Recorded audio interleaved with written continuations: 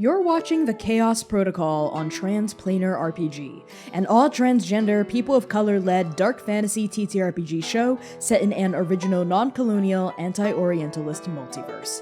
If you like what you see, please consider pledging to our Patreon to support the show and get access to a patron-only after-show, early podcast episodes, GM notes, character sheets, and even the chance for your tabletop OC to cameo in our series. Thank you so much for watching, and enjoy. The Chaos Protocol is a dark fantasy series that may contain content that is triggering for some viewers. Content warnings for this episode include complex relationships, grief, romance, flirting, and references to falling. Arc 3, Episode 30, The Death of Death Flees. From Praying Beside the Teeth That Killed Me, by Connie Chang.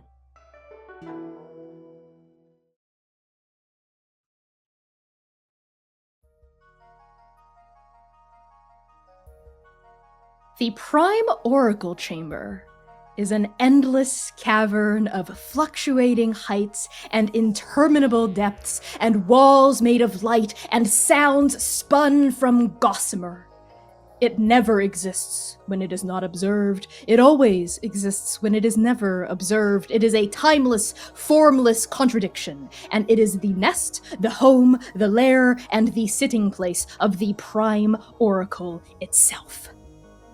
At the very back of this chamber, which is also the very front, which is also dead center, the Prime Oracle glows like the desperate last gasp of a strand of light escaping the event horizon of a black hole. It is the size of a planet. It is the size of a sun behind an eclipse. It is the size of a grapefruit. It is the size of an entire universe. Its height and width never changes, no matter how close to it you get. It exudes power, fate, magic. Swirling into existence before the Prime Oracle is the Oracle. It is dwarfed by the sheer magnitude of its superior, a tiny little moon floating in the presence of an immortal red hypergiant. It floats in midair, getting its bearings, and turns its faceless face toward its creator.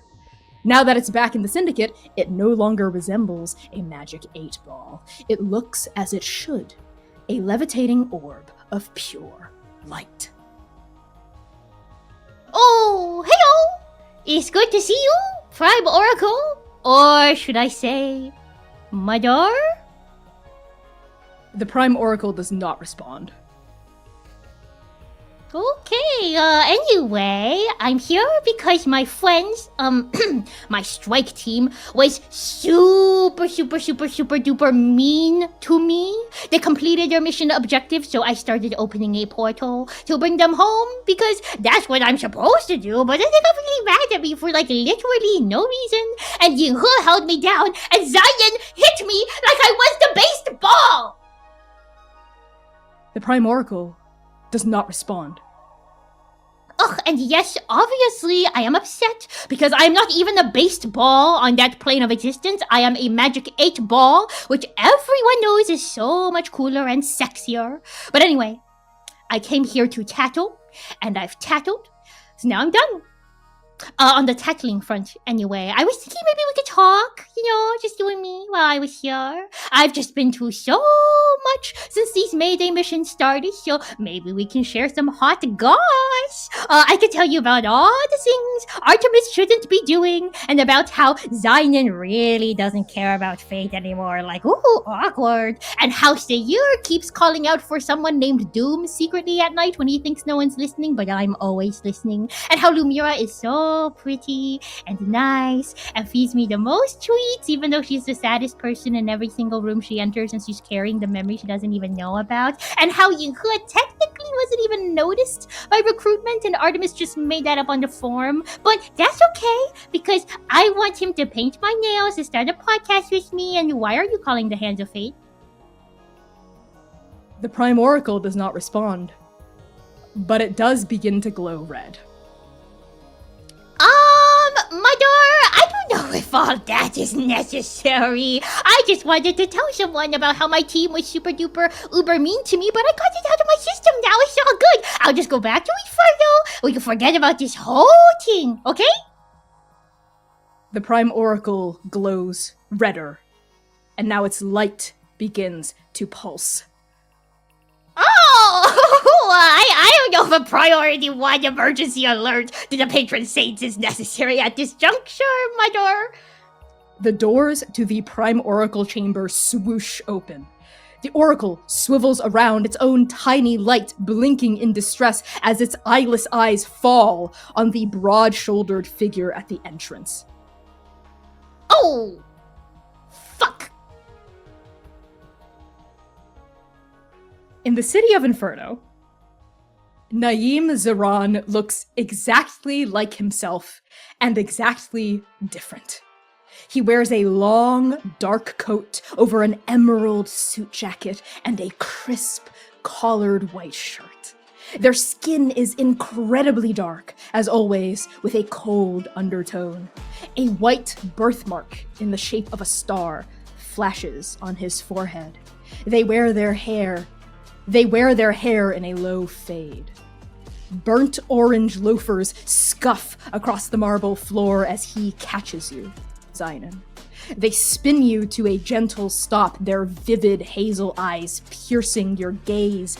Behind him, you see the rest of Strike Team Phoenix on the sidelines of this impromptu dance hall. And just like Naeem, they look exactly the same and exactly different. Amaru wears a black velvet suit jacket over a velvet waistcoat and a white collared shirt. A gray pleated skirt flows to their knees, revealing shining black boots. In this world, their bone arm is a golden prosthetic, carved with runes and gleaming. Long twists reach his mid-back, the color changing from black at the roots to amber to blonde at the tips. Their eyes are the color of the sun, molten, burning, more gold than yellow. Tall, broad-shouldered Cove wears a leather jacket with many patches, studs, and pins. Her light brown skin is absolutely plastered in tattoos, words and symbols and shapes, all twisting together to form a patchwork of oaths, only legible to her. She wears dark gray jeans, combat boots, and a loose band tee. Her green eyes are striking in undeath, like chips of unearthed emerald. Ash stands with their hands behind their back, rocking slightly as they take in the sights of this impromptu dance hall. Their ram horns are gone, replaced by 2 eyebrow piercings, and their skin is pale from albinism, their white hair shorn into a short Hime-style haircut. They wear a pair of sleek black hearing aids turned low to account for the loud environment. Naeem holds you with a gentle clacking of wooden prayer beads strung around his left wrist. And then he speaks. Xainan, we've been looking everywhere for you. Do you mind gathering your strike team so all of us can talk? Hi. Hi. And Xainan looks to Naeem, and his mind clearly paints through 3 different images. One is a mirror painted back at Naeem, who looks devastating and handsome and beautiful. The next one is a moment of panic as he remembers what he was told by their neighbors. And then the third one, looking around the room, regretting that he has to find Nova and break them out of this moment. And he smiles up at Naeem. Yeah, I'll find him. And he looks around and he can spot them here, so familiar, not different than his memories of them from Trans, from the Wild Sea, from the City of Heaven. Just Nova. And he gathers them as quickly as he can. Your eyes first fall on Seir and Lumièra. How are the two of you dancing together? I think there was a moment of stiff awkwardness when Lumièra and Seir both got spun into each other on the dance floor. Lumièra's eyes are so wide, and while she's normally very eloquent and articulate on most days, it is stammering. And Seir meets that stammer as he holds you in his arms, his midnight eyes staring deep into yours. Lumièra. And we sit there for a heartbeat, I think.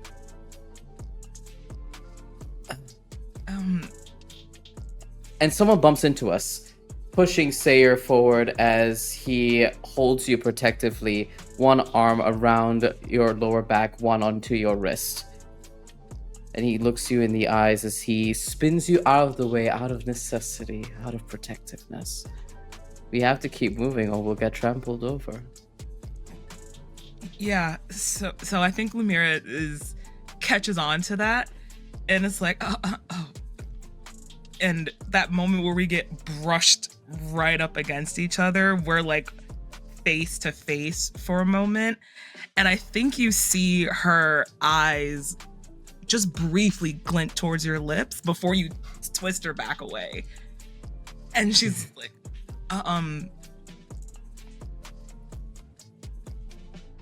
nice weather we're having. You're wearing a beautiful dress.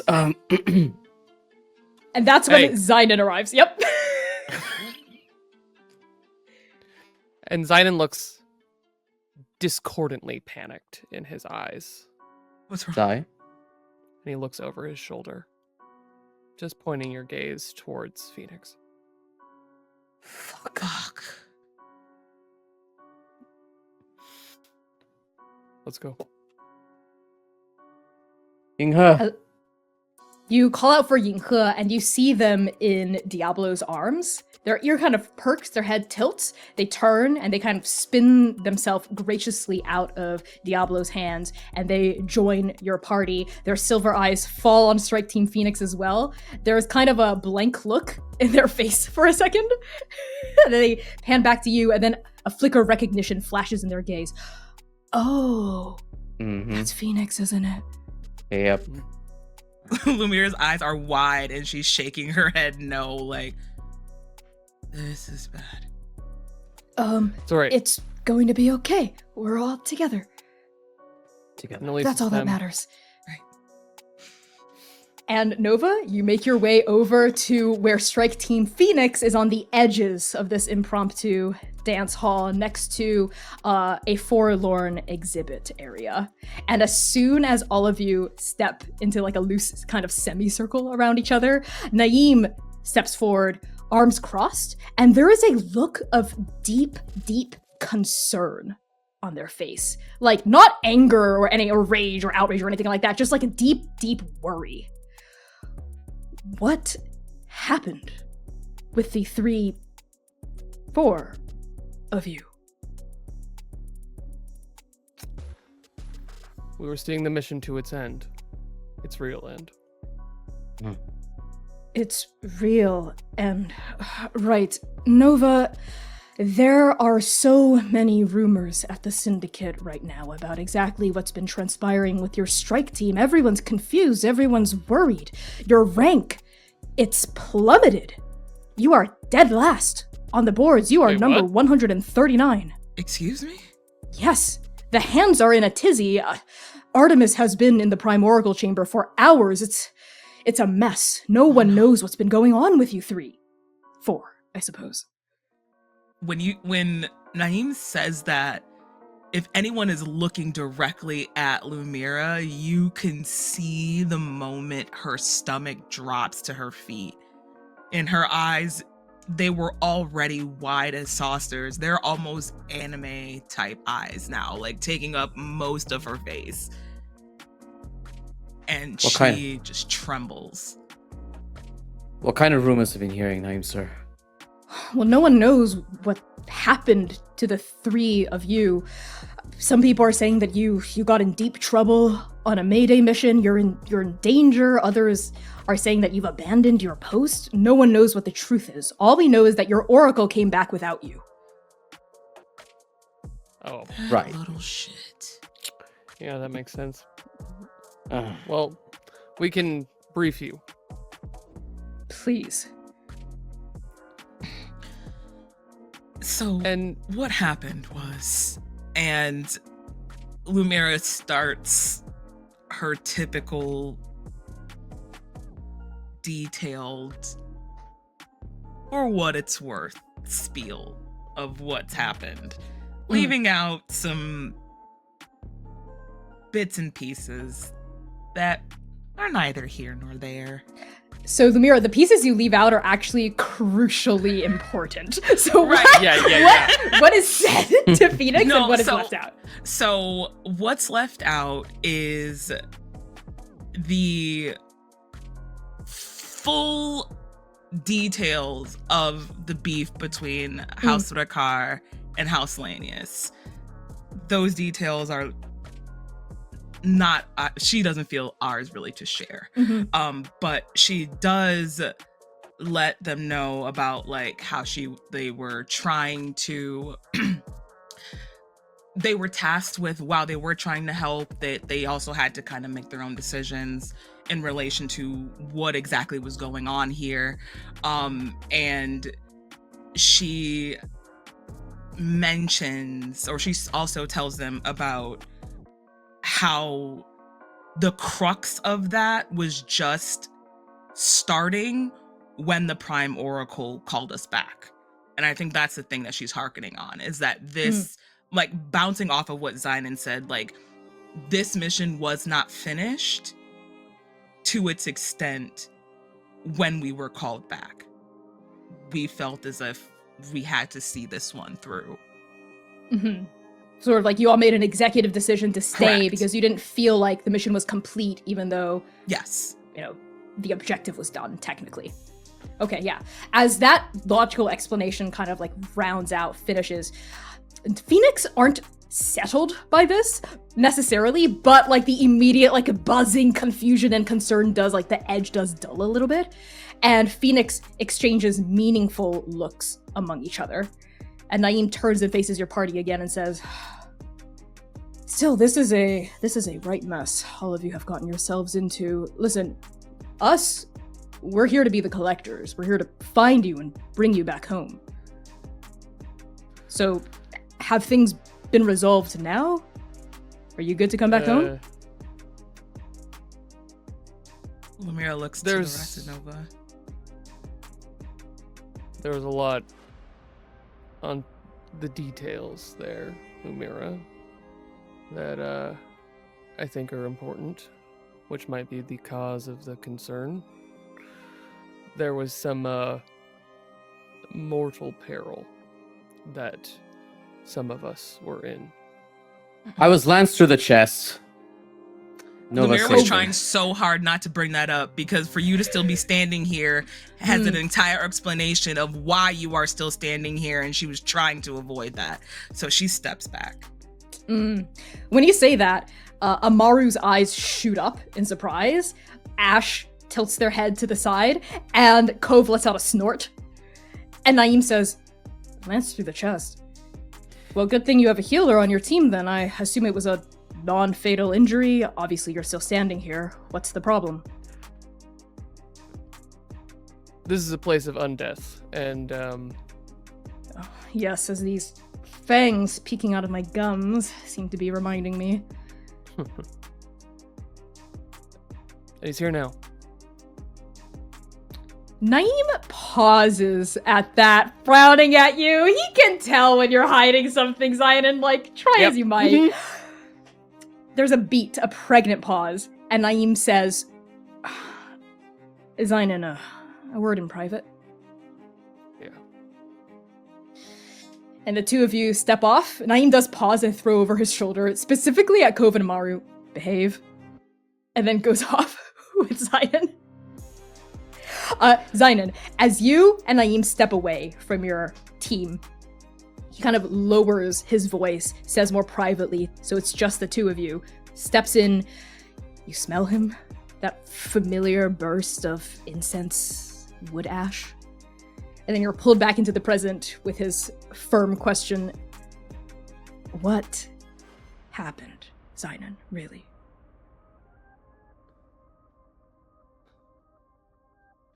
Naeem Seir died. Seir is already dead. All of us are. Not like that. Xainan holds it for a moment. It's not that he's afraid to tell Naeem. He trusts Naeem above almost anyone else in the entire multiverse. But every time he's brought up the questions that have led to this choice, it is incomplete because Naeem still believes, and Xainan has not fully, full-chestedly admitted that he doesn't anymore. And Lumièra fixed it. Well, then that's good. That is her role as the healer of the team. Yes, but you know as well as I her magic, her calling, is not just to heal. Say more. Amaru's arm. I don't know the details. I know she was involved. Some strange gasp of biomagic spinning out of control. Now make it work. What are you implying, Xainan? Do you remember when Lumièra went to go speak to Fate? Yes, the entire syndicate couldn't stop talking about that for weeks. Fate bound her ability to do that. What? To make and unmake. Wait. Are you talking about forbidden magic? What if I am? Which one?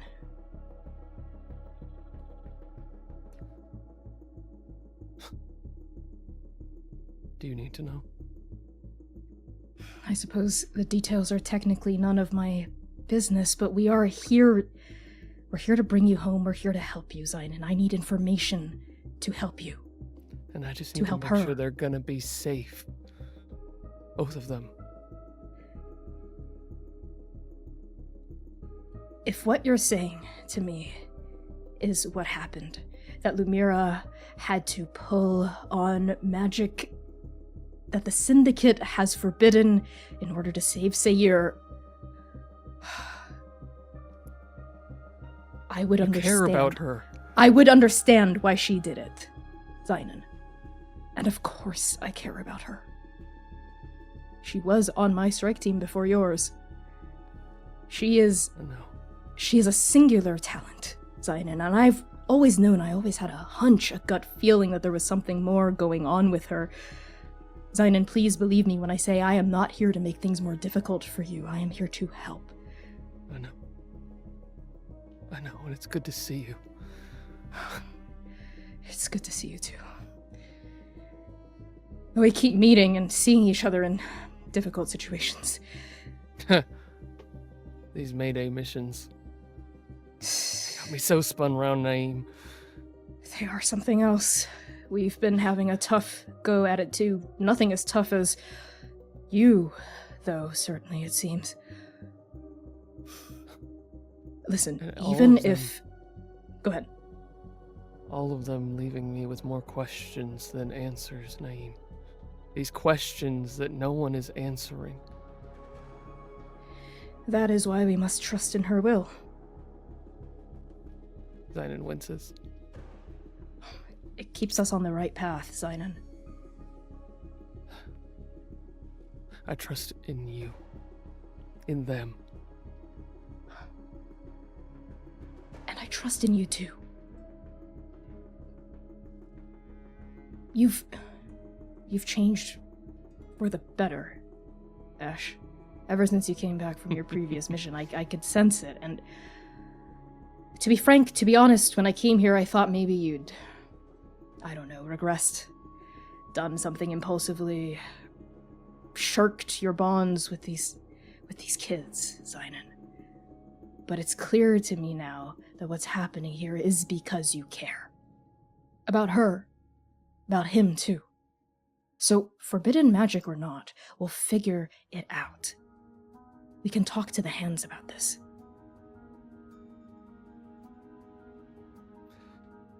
If you and Phoenix are with us, okay. I'll make sure they are. And speaking of Phoenix, we pan back to this little group left behind in the wake of Xainan and Naim walking off. Lumièra. Next to you, Amaru shifts their weight from one foot to the other. And you can just sense, you just know that there's something Z wants to say to you, to ask of you, but Z isn't sure exactly how to phrase it. Oh, you're muted. Speak your mind, Hendrix. You really do know me too well. Listen, Lumièra. Are you okay? Never better. Clearly something happened. Yeah. Something did. And Amaru scratches the back of their head briefly, looking off to the side, trying to affect, this kind of nonchalance.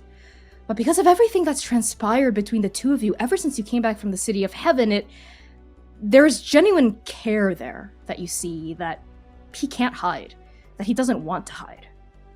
And he drops his arm and says, "Really, Lumièra, I was really worried about you. I'm just glad to see you're in one piece."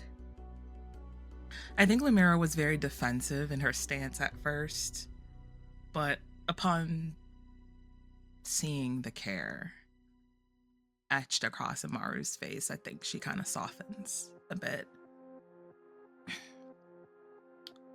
I'm sorry. I wasn't trying to warn anyone. It was a lot for a second. Yeah, of course. And no need to apologize. I get it. That healing magic you must have done to save Seir's life must have been real impressive. Lumièra bites her lip at that, but her gaze is directly on Amaru's arm.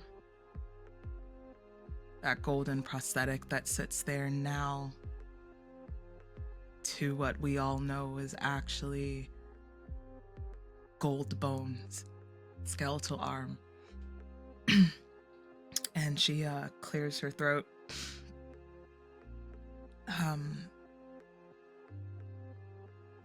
Yeah, and she holds her tongue again.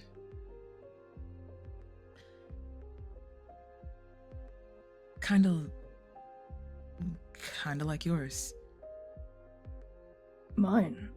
And Amaru's golden eyes follow yours down to his arm. And when his gaze flicks back up to you, something in it clicks into place. Same kind of magic, huh? Yeah. Same kind of magic. Lumièra, listen. You saved my life. Okay? Whatever magic you did, it saved me.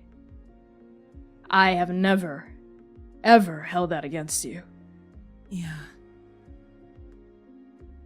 Just wish fate saw it that way. Fate? What do you mean? I didn't know at the time what, and she references to their arm, that was. I thought it was some type of fluke, so I spent a disgusting amount of hours trying to find out why. And then I did. I'm happier for it, if that means anything. But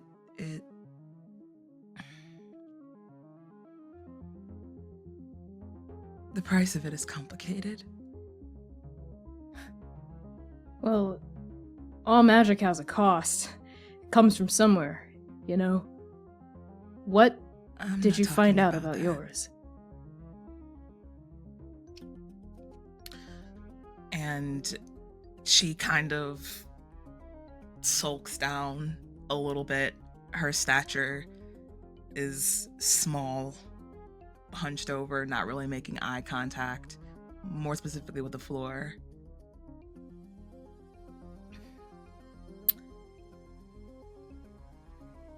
The kind that's forbidden. Forbidden.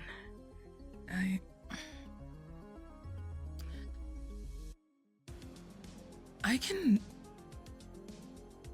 manipulate time, Amaru. Amaru's golden eyes blow wide. Chronergy. That's why your arm reverted itself to where it's at. That's why Seir is still here.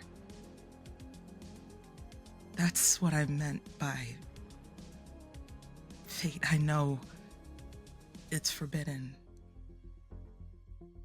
but it can't be wrong. I was made the way I was directly for what I was supposed to be, right? Yeah. Yeah. You were. Lumièra, You know me. You know the kind of magic that swims in me. The Yeah. divinity of it all. Of my lineage. It's a Of course, part of me. As much as my name is, as much as what I do is. And if chronergy is a part of you, as much as my divinity is a part of me, then it can't be wrong.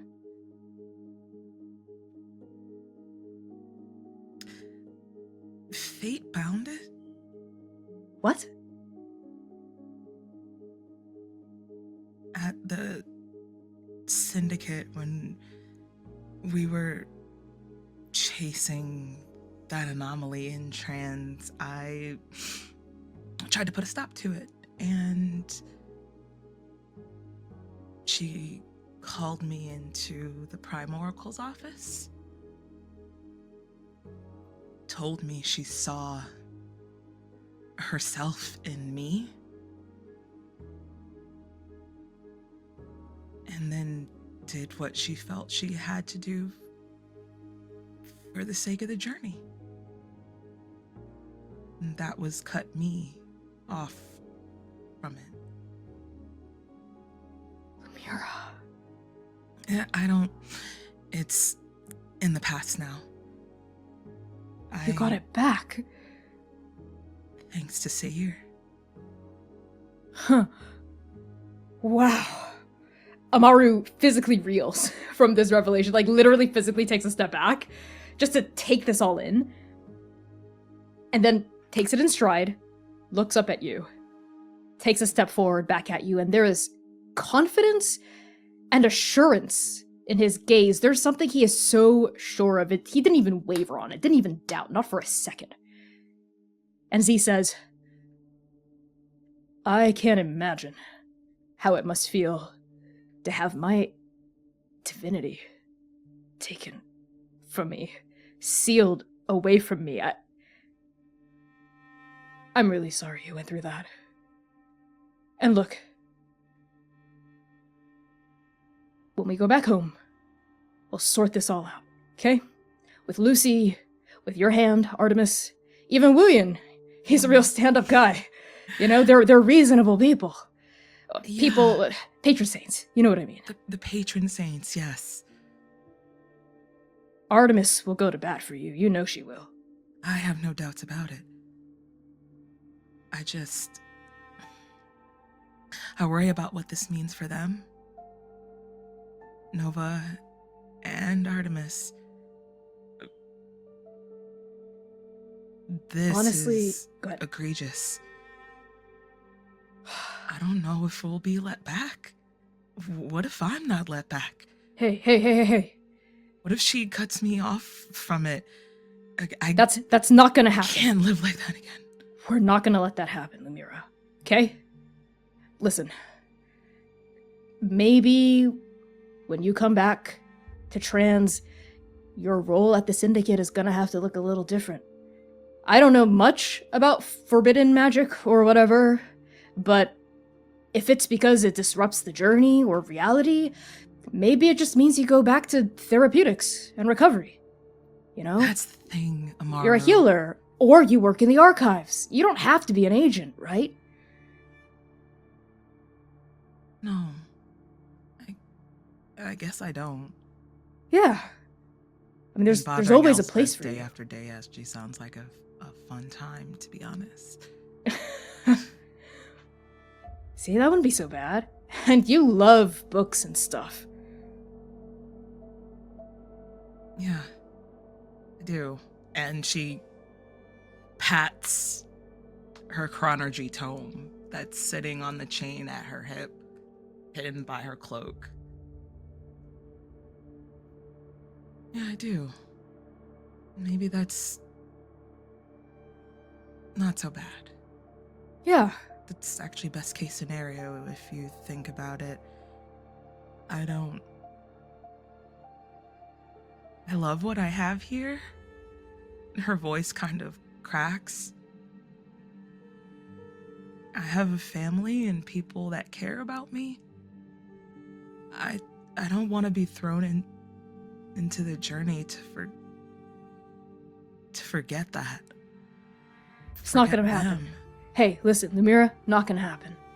First of all, getting decommissioned, that's an active choice for any Asian that wants it, to go back to the journey, to forget about their life at the Syndicate. It's never something the hands would ever force on someone. If you want to stay here, and I don't mean like literally here in this art gallery, dance hall, gods, who knows. Art gallery? Sure, art gallery. But I mean here at the Syndicate. If you want to stay here, it'll be here for you. We're gonna make sure that happens, okay? You and your strike team, and Artemis, and me, I guess, you know, if you'll have me. And the rest of Phoenix, and all of your other friends back home will be here for you.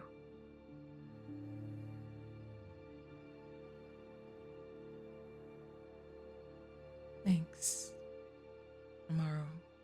Genuinely, thank you. Of course. Hey, and we're gonna make damn sure that you keep your magic this time, okay? And she just nods her head in agreement. Not 100% sold into it, but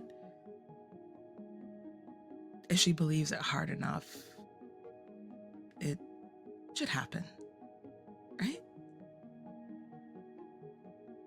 Seir. While Xainan and Naim were talking, and Amaru and Lumièra were having a private conversation, you are left alone with Cove, while even Yinghe and Ash have gone off to talk.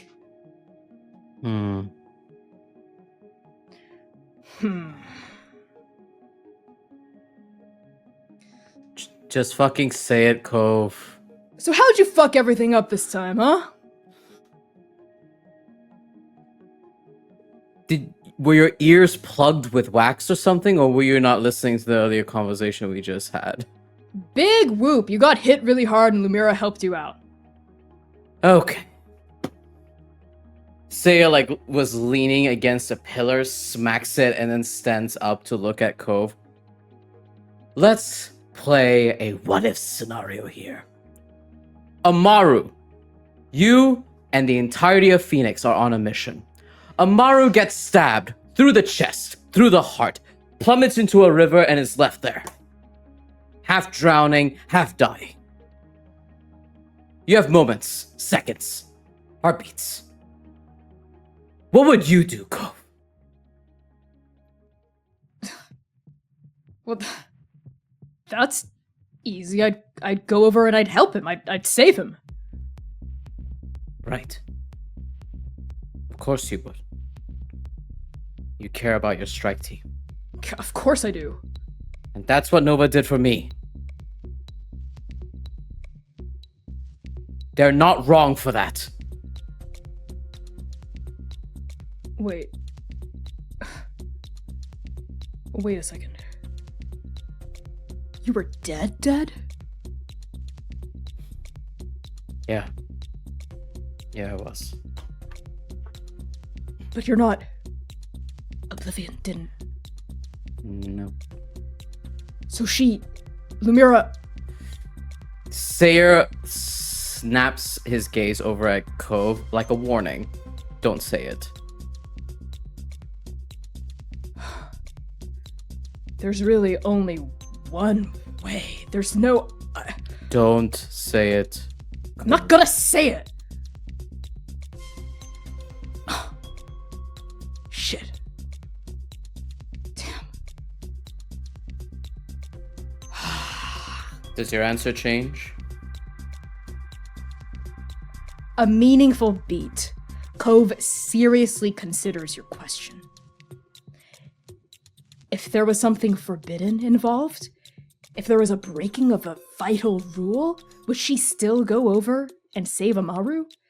And perhaps to your surprise, she takes it seriously. She doesn't brush off your question, it sits with her. The darkness of it all, the real conundrum. And then those emerald green eyes flash up and at you. Absolutely not. I would still do the same thing. I'd save Amaru, no matter the cost. That's what happened. And that is why it's hard to explain. And I know the potential consequences that await us when we return.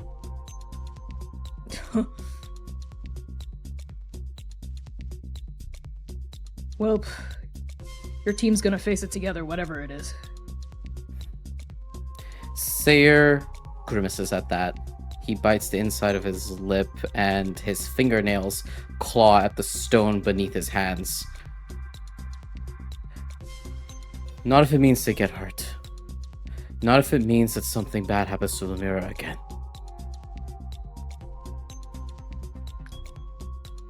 You feel responsible, don't you? Of course I fucking do, Cove. It's my death that caused this. That's the chain of events. I died and they had to save me. You're right. And those two words that you've never, ever, ever heard Cove speak to you in any context. He's shocked. He's Yep. shocked. Jaw drops. I get it. Yeah. My role on Phoenix is to protect them. I'm their knight. I'm their sword and their shield.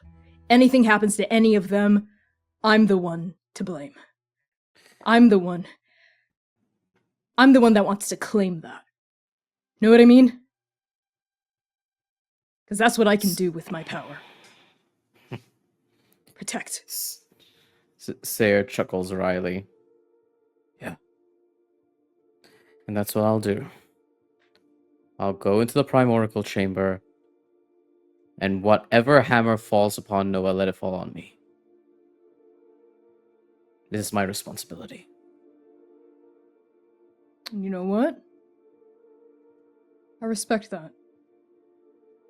3 words, back to back, that yet again you never thought you would ever hear from Cove. Seir leans in towards Cove and says, "Are you well?" Yes, I'm well. Don't ruin the moment. Seir. Gods. Ugh. Look at you. All responsible and shit. Fuck. Maybe. I've been this way the whole time, Cove. I don't know about that. Don't ruin the moment. You know what?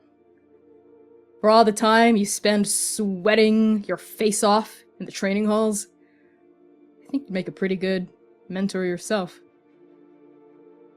Seir's eyes widen at that.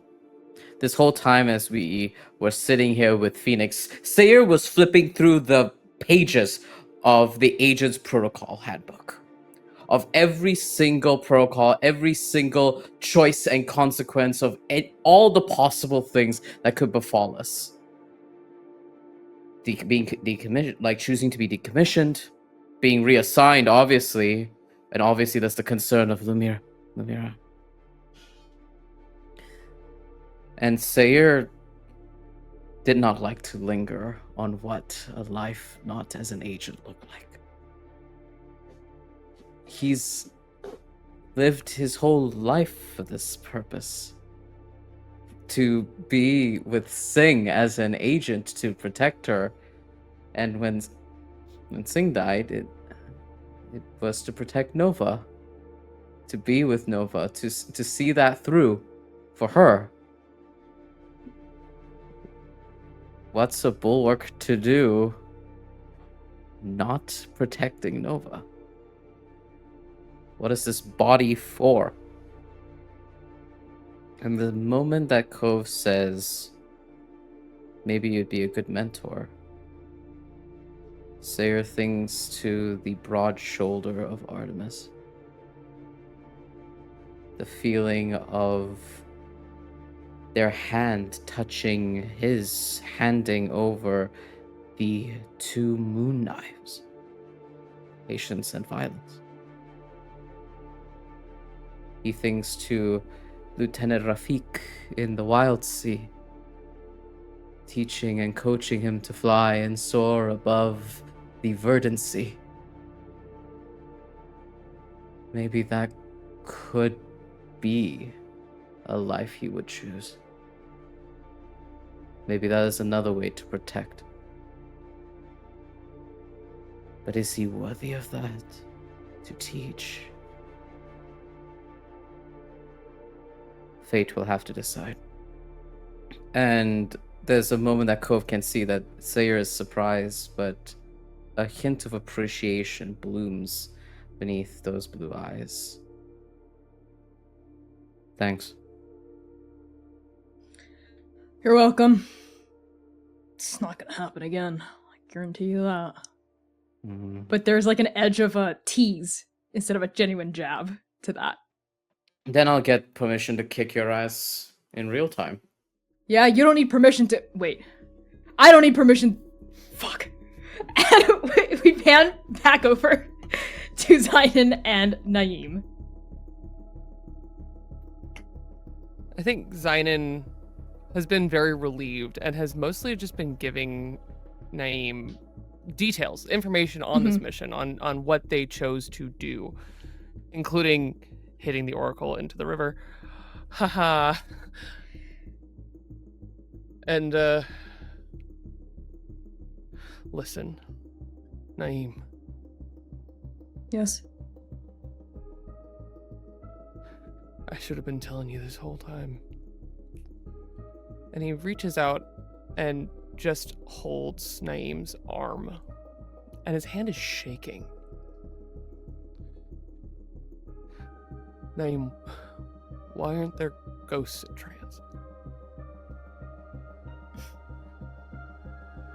Are you genuinely asking? Yeah. It's oblivion. Part of the responsibility we take on, of course, when we join the Syndicate is that when we die, we die. There's no afterlife for us.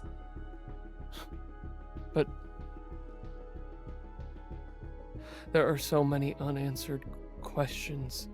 And if everything goes to oblivion after, why are we so afraid? Because, Naeem, I know I've been strange since the Wild Sea.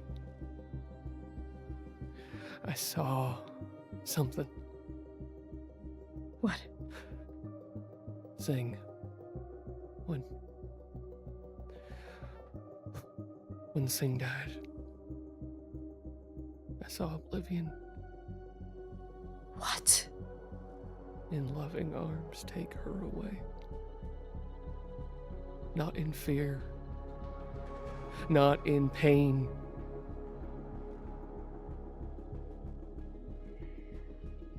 Oblivion took your world, Xainan. And oblivion took my world too, and I know we've swapped scars about how it happened to us. It was different. Yours came in dust, mine came in... It was just... What about here? here. A place where there's a lull, a brief amount of fate and oblivion that saturates everything. And that is why we trust in her will. Do you know why I agreed to join Trans? Why I agreed to be an agent here at the Syndicate? You remember what I told you all those years ago? It's because of her will. It promises to keep the journey farther and farther away from oblivion. If we follow it, we can outrun the end. But here, here at the embrace of oblivion, what dreams may come when we are fated, no, doomed to our journey's end. That gift of pause to live beyond death, it gives new meaning to life Xainan- prolonged. Xainan, that is not Inferno our her will, place. or is it something It's else? not our place to decide. Your voices rise, and then Naeem kind of lowers his again. We're agents of the Syndicate, Xainan. We have more responsibilities than to just live in the journey. The denizens of each plane, they get to make whatever decisions they want to make. That is their right. That is the incredible gift that they get to enjoy. But we can't just go from plane to plane doing whatever we want. We have specific protocols to follow for a reason. We visit worlds within particular contexts, with parameters, with precise what? knowledge. And then we let them get destroyed by our actions. I saw it on the Wild Sea. I saw what the Twilight Guard did. Fate does not promise an end to pain. That is not what I signed up for. I don't even know if that's necessarily what I want, if I had the option in front of me.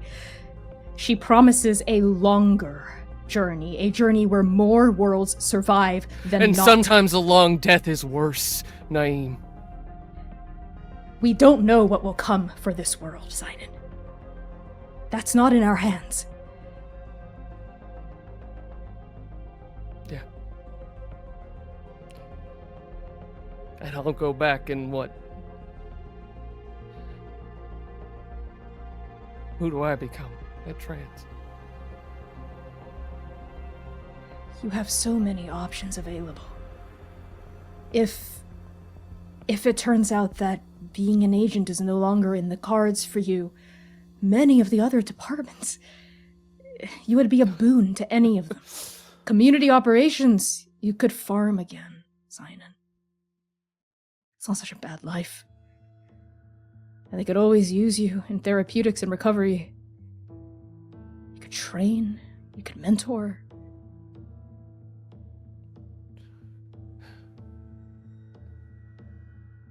And he lets out a defeated breath. All he's ever wanted to do is be a field agent. You're right. And if Nova can be safe, and you'll be there, then I guess we face what's there. Xainan. And Naeem takes your hands in his, softly and gently. Whatever we do, we'll do it together. Okay? We're adults. We can figure this out. We will figure it out. I trust you. I trust you too. Okay. Let's do this. All right. And Lumièra, Seir, the two of you at the ends of your conversations sense Xainan and Naeem drawing closer. And finally, the two strike teams regroup once more with the fullness of context and information shared between each other. Naeem looks at you, Lumièra, looks at you, Seir, with a knowing nod. It's clear that Xainan has filled him in. And from the looks in his strike team members' faces, it's clear that Nova, the two of you, and Yinghe have filled them in as well. And Naeem says, all right. No final lingering threads in this plane, yes? No. Xainan looks around the room just to soak it in. It has been a wonderful place to be, and it could have been home. And he nods. Just so you know fully what it is we're talking about, do you have anything to eat on you?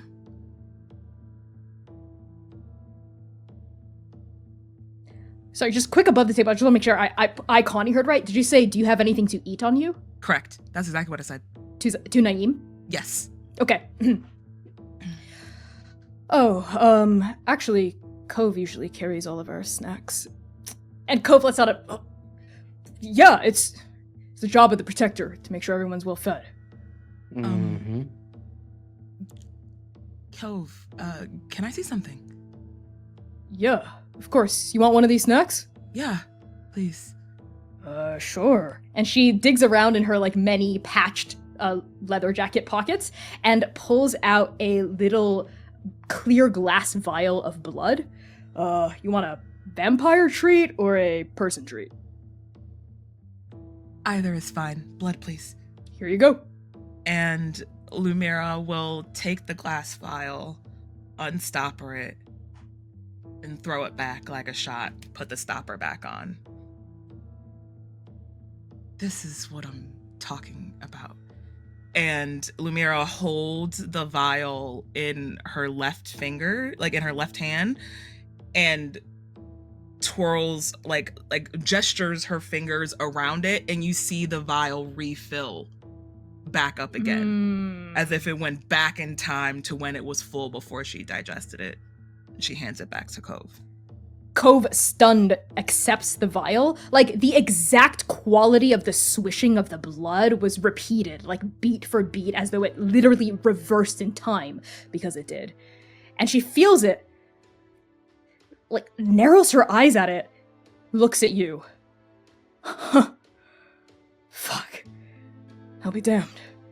I mean, Seir implied as much but didn't let me say it. But I think it's pretty obvious for everyone here now, yeah? Mm-hmm.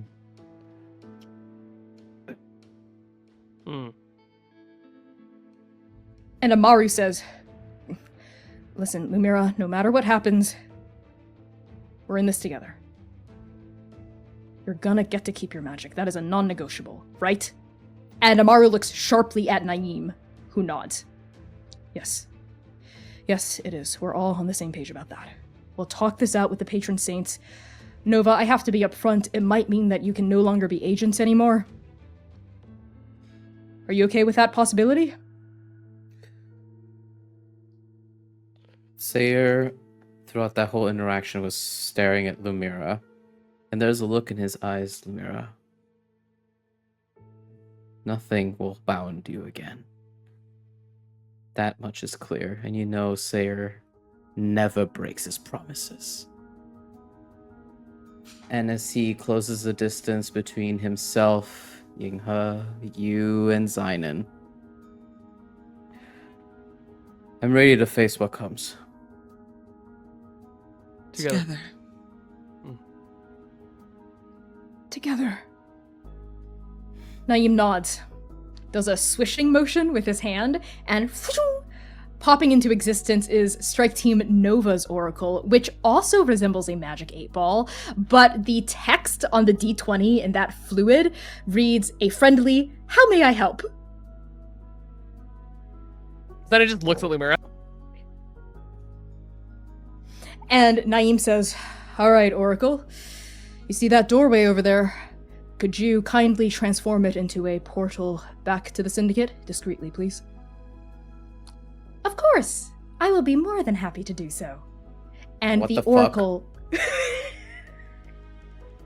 I told you there's something wrong. The Oracle... Oh, whoops. A quick redub. I said Strike Team Nova when I meant Strike Team Phoenix. About the Oracle. Okay, I'm just gonna do a redub for Mars. Okay. Not Strike Team Nova's Oracle. I'll just redub that part. I'm so sorry. It was a slip of the tongue. I was right there with you. Yeah, okay. I'll just take it from Naeem. Okay. And Naeem swishes his hand, and with a little pop and a Strike Team Phoenix's Oracle swivels into existence, floating above his palm.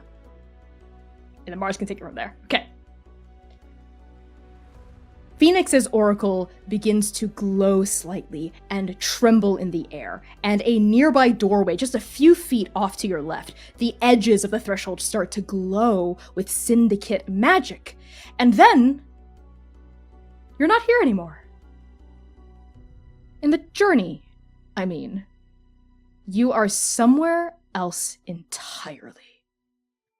Xainan, you stand in a field of long purple grass, the silver horizon of Haruna Lake shimmering in the distance. The suns are sweet and low overhead, and the smell of the autumn harvest is heavy, plentiful. Your strike team stands in a loose circle around you, knee-deep in this grass, their skin painted soft and colorful under the light of Kesekin evening. Seir, you stand in a house made of doors. A kavad, a storybook, a house, a heart, an endless maze of colorful doors and memories. There is a door across from you, open, to reveal your bedroom at the Syndicate, the one you shared with Singh. There are hundreds of others like it folding open around you, creating new hallways every time you shift your eyes. Your strike team stands in a loose circle around you between the open door and you. Lumièra, you stand at the bottom of a pool of endless clear blue water. Starlight filters through the shimmering liquid, illuminating the area around you in hazy shafts of silver. Colorful fish flit past. Your toes sink into the fertile silt at the bottom where you see twisting walls of coral and kelp. Somehow you can breathe. The water doesn't sting your open eyes. It is comforting and cool against your skin. Your strike team stands in a loose circle around you, their clothes and hair floating in the currents. Each of you sees something entirely different, but you can also perceive each other. You are somewhere different and strange, somewhere exactly the same and familiar, somewhere mortal and divine and mundane and powerful. You are above the journey and below trans in an infinite hidden space between these shimmering pages of the journey. What brought you here was not Strike Team Phoenix's Oracle. No Oracle holds such power, such... There is a sensation like falling, An endless tumbling, a boundless flight of light and shadow, possibility and limitation, joy and pain, hatred and love, grief and rage, an incalculable universe of every emotion, every idea, every mortal knowledge gained and lost, every fragment of divinity, every shadow of monstrosity, every spark of heroism, every single thing that could be, that may, that might, and then he's here. Their face is made of sound and sensation, all the songs that could have been, all the dances that remain to be seen. Their hair is long, prismatic, colorful. It flows into their robes, and their robes flow back up into it. You cannot tell where facade ends and likeness begins, where reality bends and truth solidifies. They are structured and formless, flitting and solid, the middle ground between shadow and light and something entirely beyond. Magic. Magic the second. Magic the muse. Stands in the middle of your group. No. Above you. No. Beneath you. No. Inside your souls, your hearts, your tongues, your stomachs. When he speaks, you see his eyes fragmenting around you in a kaleidoscope of possibilities. An endless hall of broken mirrors where each shard contains a version of you that you could choose to become. His voice is hope and fear and love and truth and death and life and all the things that could happen, that have happened, that might happen.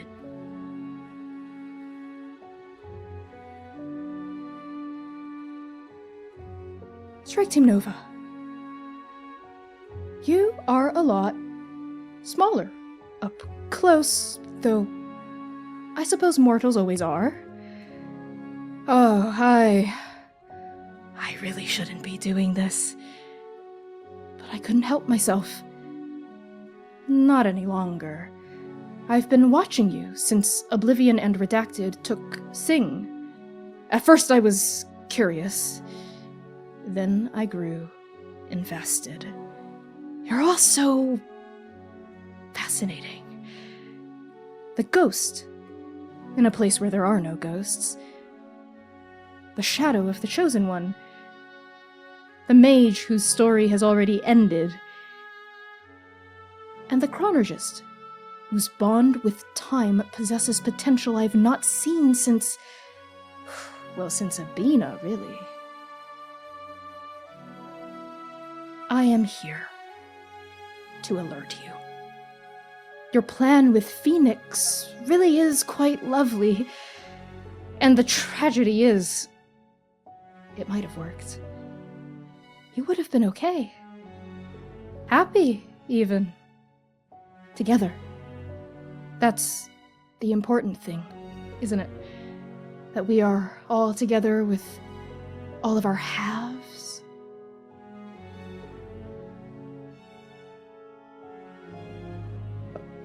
Match. What do you mean by that? Halves? Unfortunately, the rules of the Syndicate are not the only rules we must abide by. Rules made by patron saints are negotiable, contextual, socially enforced. In short, the rules of the Syndicate can change. You see, your arguments are quite persuasive. And the hands do have a soft spot for each of you. Oh, especially Artemis, though she frightens me sometimes. You don't remember all the screaming and the blood, you wouldn't understand. Yes, your plan really could have worked. But these saintly rules are not the only ones we must follow. The Syndicate is close, very close to preceptual space, to her will. If you return, fate must put everything back the way it is supposed to be. Yinghe will return to Zhiguang. Seir, you will stay dead with your sister. No. Lumièra, Absolutely not. Lumièra, my darling, the gift I gave you shall be sealed once again. No. No. And That can't happen. Xainan, you will lose your family all over again. Absolutely not. That is not an option. Options. What a beautiful word. You see, the four of you are people. Yes, you are mortals. And as mortals, you possess an incredible gift. A gift I gave you. Free will. One of my best ideas, really. Oh, and one of my worst. Free will is what got you into this mess in the first place, and it is how you'll get out of it, too. Every single person in the journey is possessed of this invaluable gift. But the precepts, we are not people. We do not possess free will. Oh, I've tried. I've never been able to imbue us with the same me. Well, we are the immutable laws of the multiverse given form. The first precept is everything. She is the circumstances out of one's control. The second precept is nothing. He is the promise to an end of all things. The third precept is something. I am the choices you make with the power you have. The saintly, mortal rules of your syndicate can change because people made them. But the rules of the journey cannot. Just as fate and redacted cannot change, just as oblivion and redacted cannot change, just as I cannot change. No matter how much we might want to, want is such a mortal construction, such a terrible paradox, living in this body. Regardless, if you return to the Syndicate, fate will place you back on the path toward her will. She must do so. She cannot stop herself from doing so. Even fate must obey her will. It was what was written, and she cannot unwrite it. For the journey was made only to be experienced. She is as much under its sway as the rest of us. Given the Syndicate's proximity to preceptual space, it is not a matter of if she will do this to you, but when.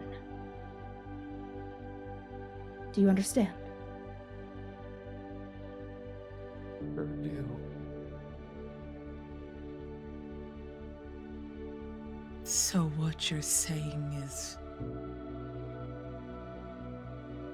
we make it more difficult for her when?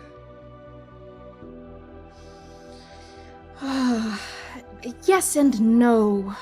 You see, out here in the journey, things are different. We, precepts, we don't like to materialize here in the journey.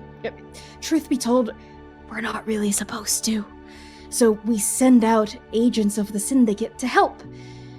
What you do now with this information is entirely up to you.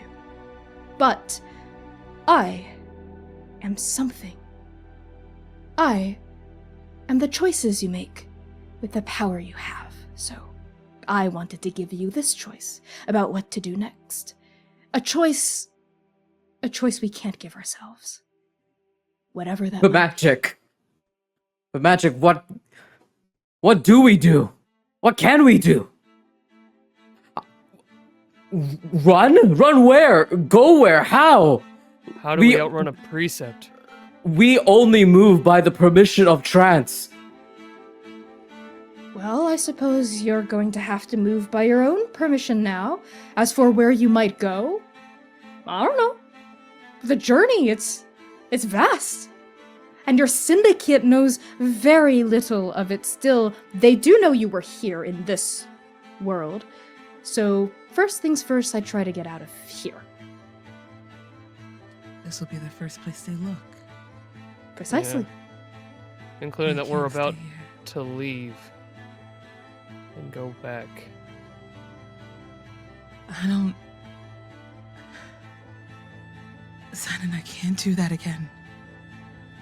I'm not gonna let it happen, so that works. And Seir, No one no one's touches gonna you hurt again. you. Seir's mind wanders off to another possibility, but this is non-negotiable because Nova matters more. Xainan matters more. Lumièra matters more. Yinka matters more. So he pushes that possibility aside. Look, I'm Magic. not letting them take you from me, too. Lumièra looks at you. I did what I had to do.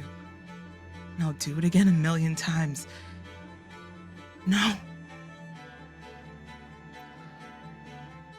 One question, if you don't mind, from this lowly mortal. Of course. I'm oh so curious. All of the possibilities that might fall from your lips, I wonder which one you'll choose. One word. Why? I feel as though I owe it to you. I owe it to the Syndicate.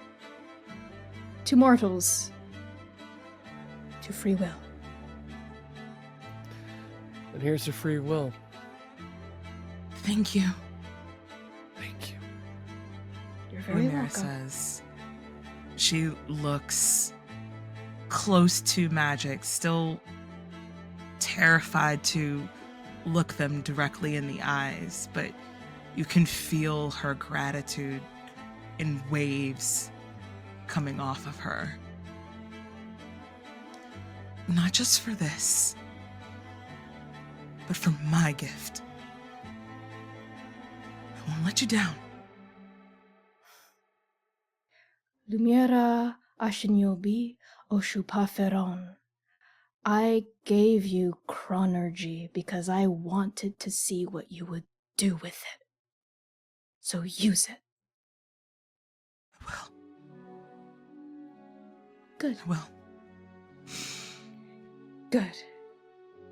I do have to go soon. If there's anything else you'd like to do in this 5-dimensional space that's somewhere beneath the concept of home, now is the time to do so.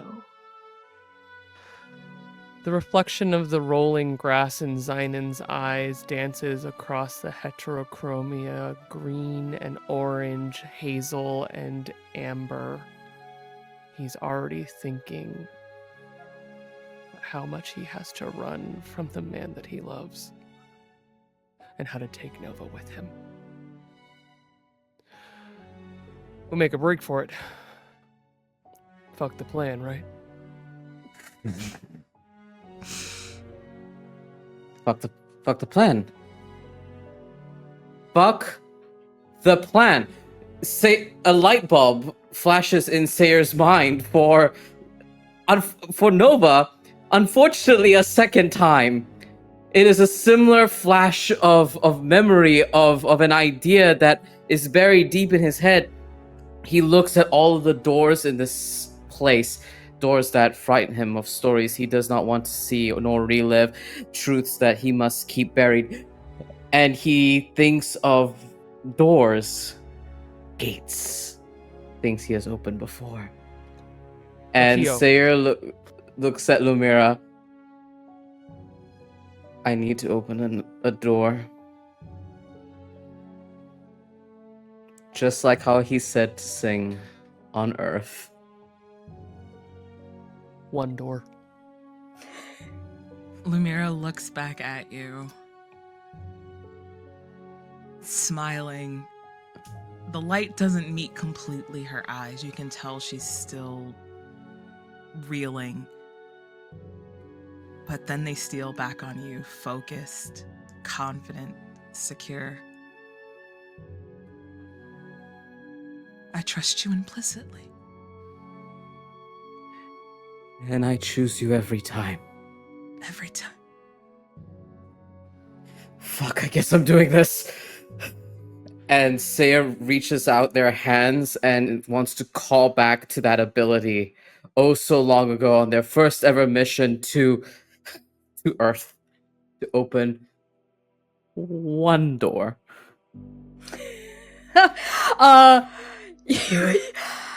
As you try to call on your magic in front of Magic, Magic cocks their head to the side, looking at you with deep curiosity. Yes, Seir? I just want to open one door. Not a million. One. Yes, of course. Are you trying to open it to a particular place or time? All Seir is thinking about is security. He does not have the wherewithal or the skill to know precisely where, but all he thinks of is safety, of warmth. Somewhere where we can breathe, plan. We're going to be running from here on out. Let's start somewhere nice. You focus. Your hands splay out. You try to reach down into the well of your soul and draw on this magic. And magic goes, oh, sorry. You're in a 5-dimensional space. You're not in a 9th or a 12th. You're technically still in Inferno. You're somewhere above time, a little beneath it. So you can't do anything here that you wouldn't be able to do in Inferno. But maybe if you tried really hard and did it again and weren't here anymore, perhaps it would work. Make a break for it in Inferno. Got it. Yes, and also there's the fact that if you did it here, she might feel it. Nope. Right. No, we won't want that. Yes. Okay, well, if that's the last of everything we'd like to discuss, and Yinghe leans into you, Seir, looking up at you. Oh, there is one last thing before we go back to Inferno. Seir, and the rest of you, I was really looking forward to going to the Syndicate for the first time and seeing what that might be like.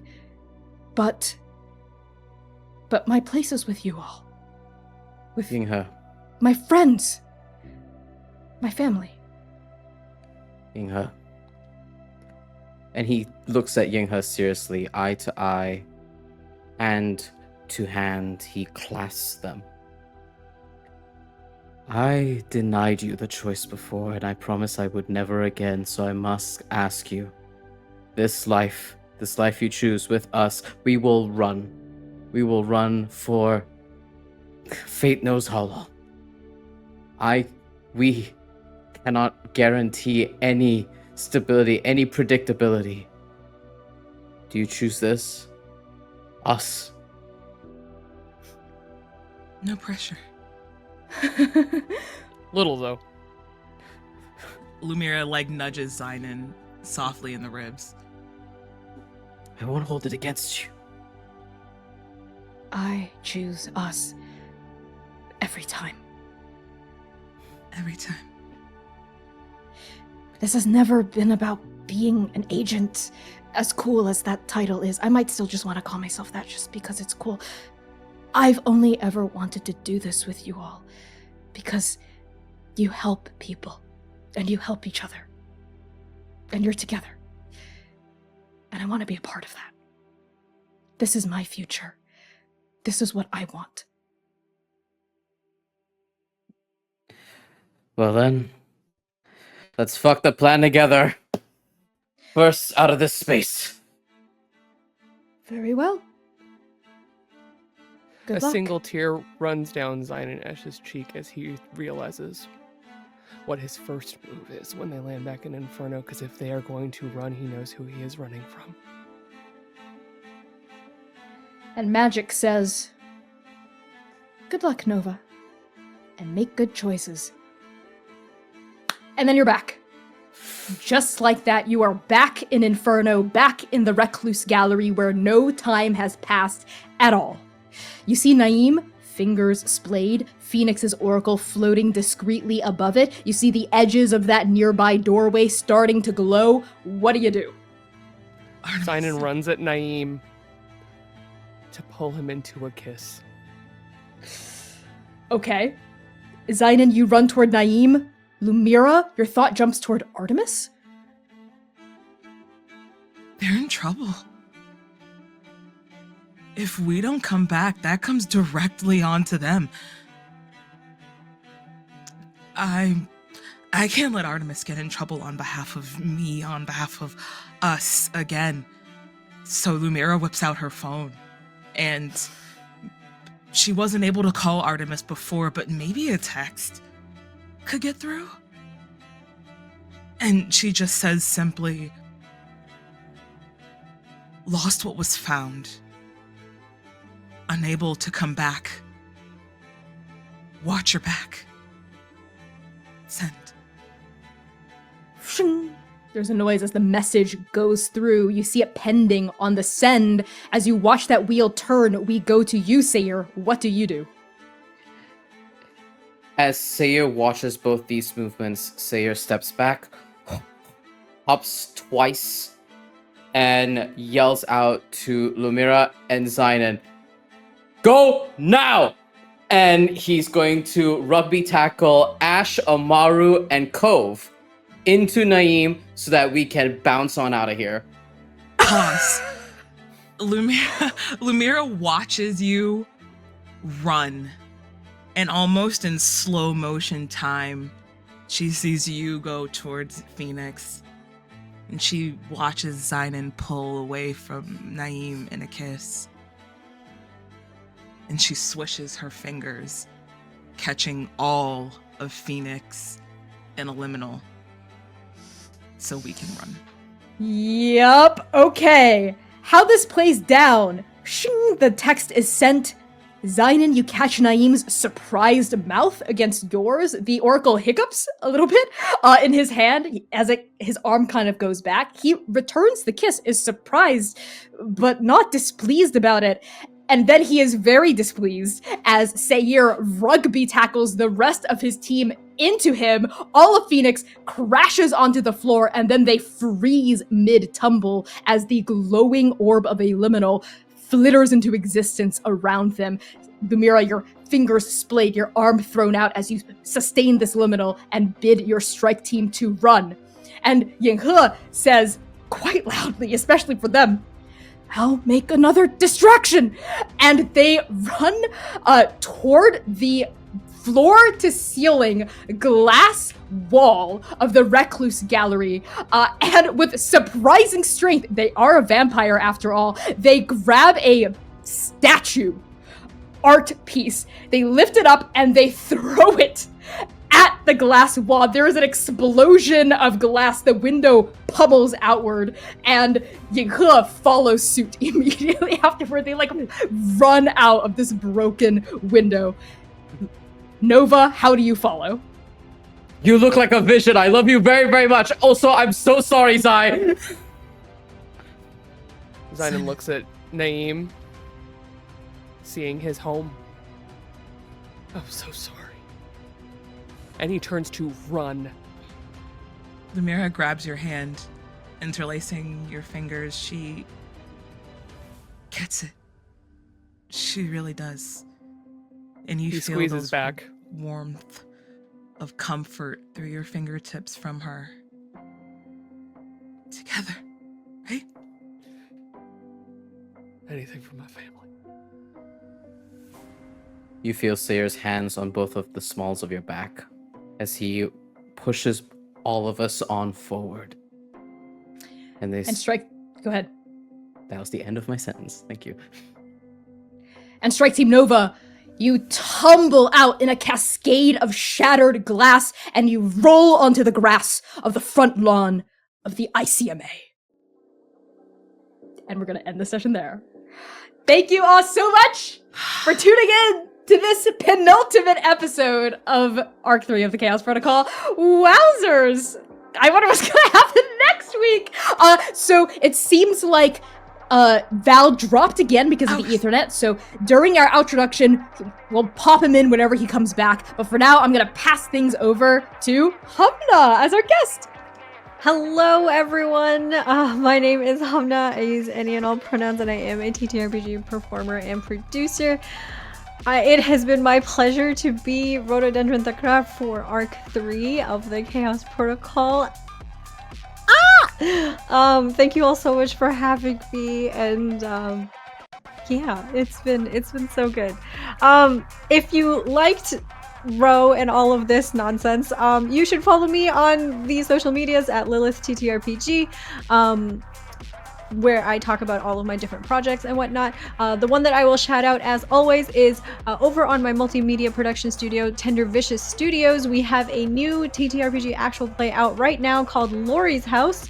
Laurie's House is a AP about imperfect memory, identity, and community. It is absolutely beautiful, and you can find it anywhere that you pod your casts. Just look for Laurie's House or follow us on social medias at Tender Vicious Studios or tendervicious.com. If you like Kai and C's work, they are as part of the AP, so definitely go check it out. We're only 2 episodes in, so easy to catch up. If you've already listened, listen again. You might find something new or something old. I don't know. And with that, I will pass things over to Val. Hello everyone, my name is Valiant Dorian. I use he and his pronouns. You can find me all across the internet at Valiant Dorian or at Also Spirit Bear. Please enjoy that lovely treasure I just set you on. And tonight I had the distinct pleasure of playing your Doom Boy Sayer who uses he, they pronouns. I'm gonna pass on over to our lover boy of the hour. Oh God. Hi everyone, I'm Kai. I use he, they, and she pronouns. I'm great. I see you, chat. Thank you for the concern. I'm fantastic. Crying as a treat is one of my favorite things. You can find me all over the internet as Estelle of Imladris and back here at Laurie's house as well, but back here for the finale next week, where I'm so scared. Samm? Hey, it's me, the residential Team Nova problem TM. I'm Sam Star. I use she, they, and the occasional fate pronouns. You can catch me all across the interwebs at Lust for Life X, more specifically on Blue Sky. Catch me back next week for the finale of this. Who knows what's gonna happen? Follow me on the interweb if you like my work. Or if you want to hear something absolutely silly and absolutely ridiculous after something that was so heartbreaking, you can find me currently on SS Bad Ships with the Do You Validate network. We just started releasing arc 7 of our show. So if you like funny, absolutely ridiculous, wild, Saturday morning anime type APs. We're playing the Scum and Villainy system. We are all a bunch of absolute dog shit messes over there. So go listen to that wherever you pod your casts. Off to the boss to send us home. The boss sending us home. Thank you everyone so much for tuning into this episode of the Chaos Protocol. If you liked what you saw here tonight, consider leaving us a positive review, joining the Discord server, or posting about, I love that all of you do that in synchronicity, or posting about us on social media. It helps our creator brains when we're about to burn out. I can sense it coming!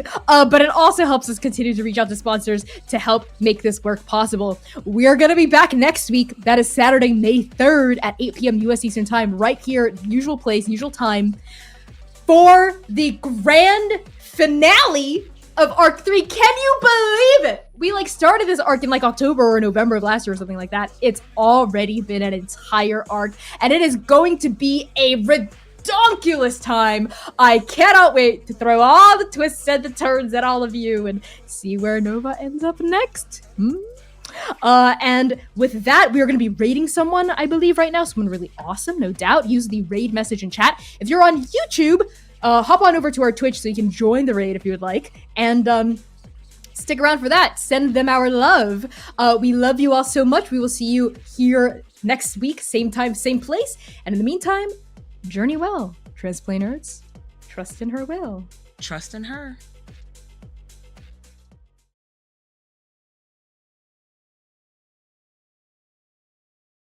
Howdy, Transplay nerds. You know what time it is. It's sponsor Connie time with a word from Hero Forge.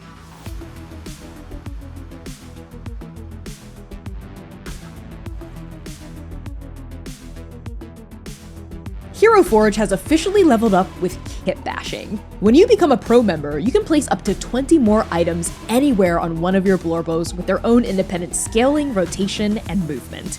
You can make your character look exactly as they should, even if the specific clothing or accessory option isn't available at the base level. You just have to get a little creative. And because I love you, Transplaners, here's a special sneak peek at a kit bashed version of Oblivion. Just look at those wings and that base. This would not be possible without the power of kit bashing. The combinations are literally endless, and you can print your kit bashed blorbos as plastic minis, standees, digital STL files, or even Hero Forge's brand new color statuettes. Color statuettes are twice the size of a regular mini, and just look at this. I mean, look at how massive this is, and especially in comparison to a regular mini, you can really get into all the nooks and crannies and details that wouldn't be as apparent on a regular sized mini. Just look at how Oblivion dwarfs Oka here. And also, if you're a GM, consider busting out one of these bad boys during a boss fight to really get your players shaking in their boots. Oblivion agrees. Unlock the true power of Hero Forge with a Hero Forge Pro subscription starting at $3.99 a month. Get in there and start creating at bit.ly/transforge. Now, let's get back to the show. Or more likely, just more of the waiting room. Trust in her will.